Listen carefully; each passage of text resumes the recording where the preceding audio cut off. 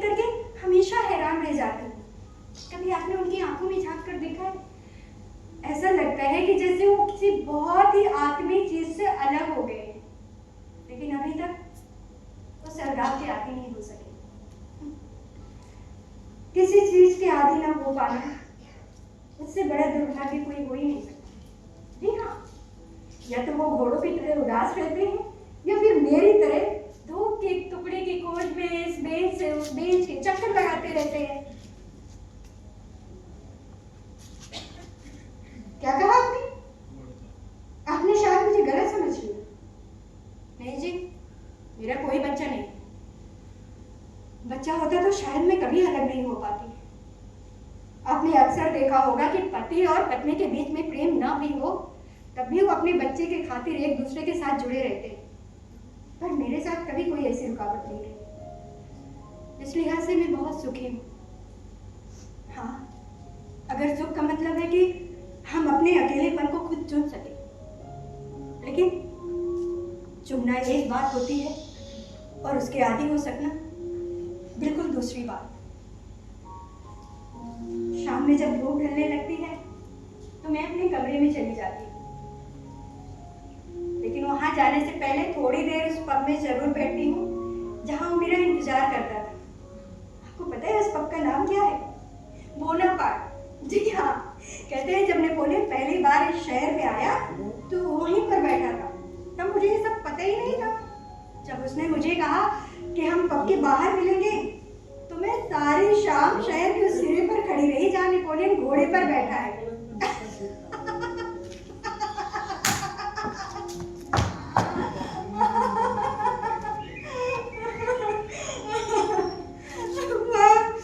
जब भी मैं सोचती हूँ मुझे इतनी हंसी आती है।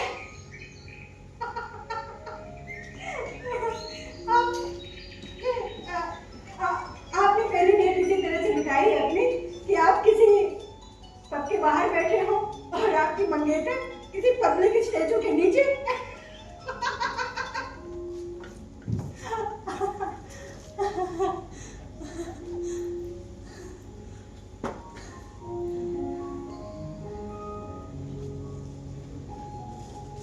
बाद में जो उसका शौक था वो हमारी आदत बन गई। हम अक्सर किसी ऐसी जगह घूमने निकल जाया करते थे जहां मैंने उससे मिलने से पहले अपना बचपन गुजारा था, या फिर उस जगह पर जहां वो मुझसे मिलने से पहले बैठा करता था। बड़ी अजीब बात है, जब हम किसी को बहुत चाहने लगते हैं तो न केवल उसके वर्तमान में रहना चाहते हैं बल्कि उसके अतीत को भी निकल जाना चाहते हैं।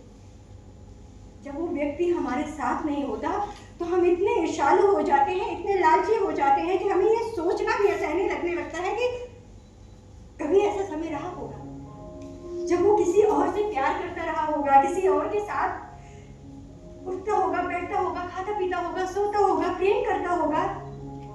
नहीं जी, हम इतने ईर्ष्यालु हो जाते हैं, हम इस तरह से उसकी आदत में घुल मिल जाते हैं कि हम किसी वो ताश के पत्तों की तरह आपस में इस तरह से घुल मिल जाते हैं कि आप किसी एक पत्ते को उठाकर ये नहीं कह सकते हैं कि ये आदत मेरी अपनी है और ये मैंने दूसरे से चुराई।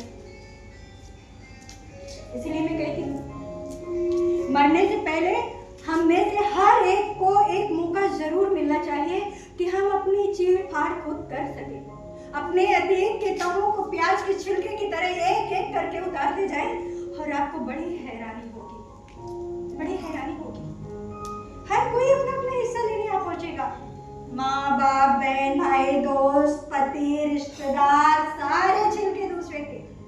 आखिरी की सूखी हुई डंडल आपके हाथ में रह जाएगी जो किसी काम की नहीं है, जिसे या तो मरने के बाद मिट्टी में दबा दिया जाता है या आग में जला दिया जाता है। इसीलिए तो जो हमें छोड़ के चला जाता है ना, उसकी मृत्यु के बाद जो हमें दुख होता है वो बड़े ही स्वार्थ किस्म का है। हमें ऐसा लगता है कि हमारा एक हिस्सा हमेशा के लिए उसके साथ चला गया। हम इंसान भी ना बहुत ही स्वार्थी है जी, बहुत ही स्वार्थी है, बहुत स्वार्थी है जी।